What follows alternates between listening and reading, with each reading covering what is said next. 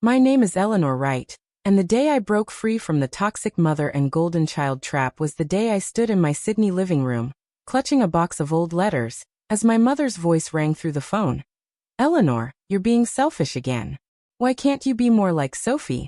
My younger sister, Sophie, was her golden child, the one who could do no wrong, while I was the scapegoat, blamed for every family flaw. For 30 years, I'd bent over backwards to earn Mum's love, only to be met with criticism and comparison. But that humid March evening, as I stared at the letters, proof of my sacrifices and her manipulation, I realized her love wasn't worth my soul. When I exposed her favoritism at our family's annual Easter gathering, in front of everyone she'd spent a lifetime impressing, I didn't just shatter her perfect image. I shattered the trap that had defined me. I grew up in a neat terrace house in Sydney's inner west, where appearances were everything. Mum was a retired school principal, charming in public, a tyrant at home. Dad left when I was 6, and Mum raised Sophie and me alone, always reminding us how much she'd sacrificed. I gave up my dreams for you, she'd say, her eyes sharp, as if we owed her our lives. Sophie, for years younger, was her pride, blonde, bubbly, a natural performer. I was the quiet one, bookish, always trying to please. You're so serious, Eleanor, Mum would sigh. Sophie's got such spark. I learned early that spark was what mattered. As a kid, I tried to be perfect. Straight A's, no trouble helping with chores. But nothing was enough. If I got a 95 on a test, Mum would ask why it wasn't 100, then gush over Sophie's 80 like it was gold. When I won a debate competition, she said, "That's nice, but don't let it go to your head." When Sophie won a school play role, Mum threw a party. I told myself it was because Sophie was younger, needed more encouragement. I didn't see the trap until it was too late. By my 20s, I was a graphic designer, working freelance, building a life I loved despite Mum's disapproval. Art's not stable, she'd say. Sophie's studying medicine, now that's a career. Sophie was in med school, funded partly by my savings. I'd lent her £10,000 over the years for tuition, rent, even her car because Mum said, "Family helps family, Eleanor." I didn't mind at first. I loved Sophie, wanted her to succeed. But every time I helped, Mum praised her, not me. "Sophie's going to be a doctor," she'd tell her friends, while I was just freelancing. The comparisons never stopped. When I bought my first flat, Mum said, "It's small, isn't it? Sophie's renting a gorgeous place." When I got engaged to my partner, Alex, Mum asked if I was rushing things, while Sophie's boyfriend was such a catch. Sophie wasn't cruel, she'd hug me, say, "Mum's just proud," but she never challenged her. Why would she? She was the golden child, reaping the rewards of Mum's favoritism. The trap tightened when I started setting boundaries. Last year, I told Mum I couldn't lend Sophie another £2,000. She'd already stopped repaying me. Mum exploded. "You're so selfish, Eleanor. Sophie's under pressure, and you're hoarding your money." I stood my ground, said no, and Sophie texted later. "Why are you being like this? Mum's right, you've changed." I felt like I'd been punched. I hadn't changed. I'd just stopped playing their game. The breaking point came in March, when Mum called about the Easter gathering. "Sophie's bringing her boyfriend," she said. "Don't make a scene, Eleanor. We want it to be perfect." I'd been invited to show off Sophie, not to be seen. I found the box of letters that night, notes I'd written to Mum as a teenager, begging for her approval, mixed with her replies. "Try harder, Eleanor. Be more like Sophie." The words burned. I wasn't her daughter. I was her failure. But I wasn't going to stay silent anymore. I decided to expose Mum's favoritism, not in private, where she'd dismiss me, but at the Easter gathering, where her perfect family image was everything. She loved those events. Relatives, neighbors, her book club friends, all gathered to admire her success as a mother. I wanted them to see the truth. Her love was a trap, and Sophie was its bait. I started with evidence. I went through the letters, scanning them, saving every one where Mum compared me to Sophie. "You could learn from your sister's charm," one read. I dug through old texts, emails, voicemails, Mum's voice sharp. "Why can't you be more like Sophie?" Sophie's messages echoing her. "Mum says you're too focused on your art." I tracked the £10,000 I'd lent Sophie, bank transfers, her promises to repay, her Instagram posts of new dresses and holidays while I waited. Each piece was a brick in the wall I was building. I recorded new conversations too. When Mum called to check in, I let her talk, my phone on. Sophie's so stressed with med school, she'd say. You should help her more, Eleanor. You've got that little art business.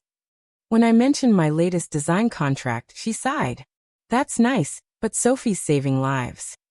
I nodded, kept quiet, let the recorder run. Sophie called once, asking for £500 for books. When I said no, she snapped. Mum's right, you're so selfish. I saved it all, her words a mirror of Mum's. Pretending was the hardest part. At family dinners I smiled, let Mum hug me, let Sophie chatter about med school. I played the dutiful daughter, the supportive sister, because that's what kept them careless. They thought I'd always bend, always beg for their love. They were wrong. The Easter gathering was at Mum's house, a big affair in her manicured garden, tables of food, fairy lights, relatives laughing. Mum wanted it perfect to show off Sophie's bright future. I wanted it to be the day they saw her for what she was. I prepared a presentation, letters, texts, bank records, audio clips, a timeline of her favoritism. I called it the Golden Child Trap. I practiced my speech, keeping it calm but sharp, each word a step toward freedom. I burned it onto a USB drive, tested it, made sure it was undeniable. I talked to my cousin Liam, who'd seen Mum's bias. She always bragged about Sophie, never you, he said, giving me a text where Mum dismissed my career. My Aunt Jane shared a story. Mum had criticized her parenting, saying, "At least Sophie's a success." Their support made my resolve ironclad. Give her hell, Liam said. I planned to give her truth. The night before, I sat in my flat, the USB drive in my hand, picturing Mum's face when the screen lit up, Sophie's confusion, the crowd's shock. I wasn't scared. I was ready. The garden was buzzing, the air thick with heat and laughter. Mum was in her element, serving pavlova, charming everyone.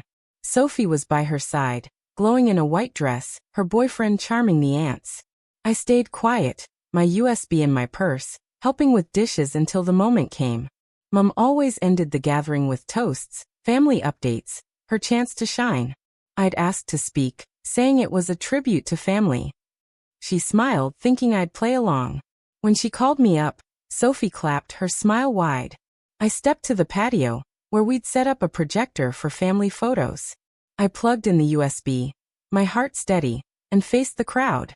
Family is supposed to lift you up, I said, my voice clear. But sometimes it traps you. Sometimes love is a lie. The crowd hushed, curious.